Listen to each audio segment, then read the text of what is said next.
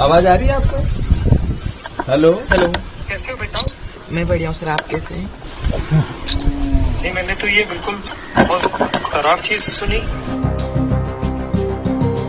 सदन में नेता प्रतिपक्ष राहुल गांधी ने शनिवार को मध्य प्रदेश के सीहोर जिले में प्रवर्तन निदेशालय और भाजपा नेताओं पर उत्पीड़न का आरोप लगाकर अपनी जान देने वाले पति पत्नी के बच्चों से बात की। क्या हुआ? सर वो बार बार बीजेपी की तरफ से प्रेशर आ रहा था कि बच्चों को बीजेपी ज्वाइन करा दो, तो पापा ने बीजेपी ना ज्वाइन करवा के सुसाइड करना उचित समझा। प्रदेश कांग्रेस प्रमुख जीतू पटवारी ने कारोबारी मनोज परमार और उनकी पत्नी नेहा के बच्चों से मिलने के लिए वे शनिवार को दोपहर आष्टा शहर पहुंचे। पति पत्नी ने 5 पन्नों का नोट एक छोड़ा था, जिसके बाद उन्होंने अपनी जान दे दी थी। सोशल मीडिया पर सामने आए नोट में परमार ने राहुल गांधी और अन्य कांग्रेस नेताओं से अपने बच्चों को अकेला नहीं छोड़ने की अपील की और इसके साथ ही ईडी और भाजपा नेताओं पर उत्पीड़न का गंभीर आरोप लगाया था।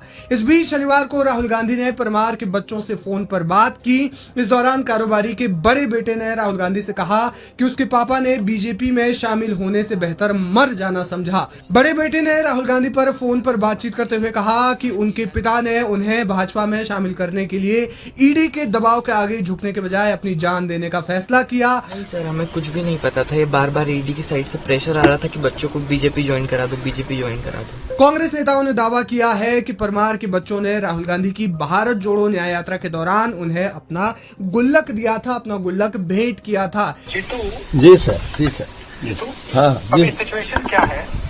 सिचुएशन ये है कि इनके मदर फादर ने एक नोट दिया है, सुसाइड नोट। उसमें सारी आरोप लगाए हैं जो ये बच्चों ने मुझे कल बताया। जब सुसाइड सुबह रात के हो गया, सुबह तो मैं आया था, सुबह ही आ गया था मैं 11-12 बजे कल।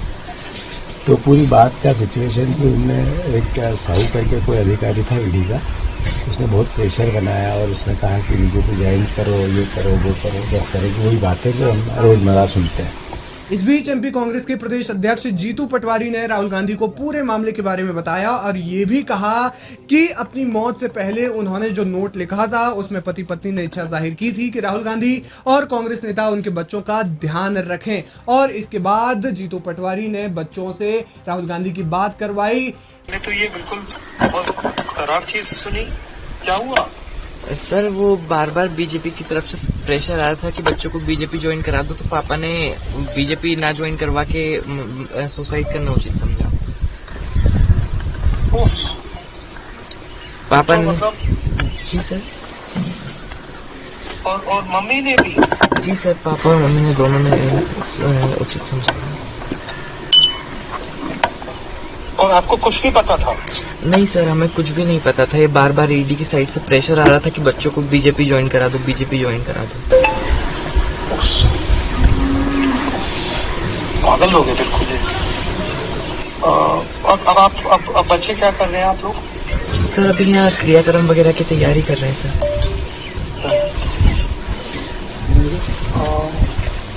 और बाकी भाई बहन? सर यहीं पर ही है सब। हेलो, ये बिटिया है सर, इनकी ये भाई था सबसे बड़ा, ये दूसरे नंबर की बिटिया है। ये बात कर। नमस्ते सर। बोले बोले। हेलो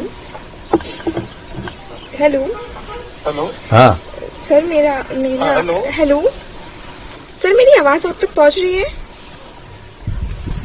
आपको आवाज पहुंच रही। सर मैंने आज तक आपसे कुछ नहीं बोला। यात्रा के दौरान भी सर मैं आपसे सिर्फ इतना बोलना चाहती हूँ, इतना मांगना चाहती हूँ कि आप सर, माँ बाप का साया उठ गया, पर हमें आपसे उम्मीद है कि आप आएंगे एक बार। तो सर आप आएंगे? बिल्कुल सर हम, क्योंकि मम्मा पापा दोनों चले गए सर, हम कोई भी नहीं है साथ।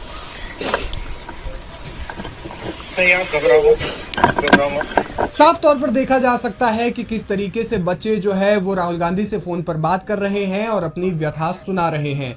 देखिए ये पूरा वीडियो। ये बिटिया है सर, इनकी ये भाई था सबसे बड़ा, ये दूसरे नंबर की बिटिया है। ये बात। नमस्ते सर।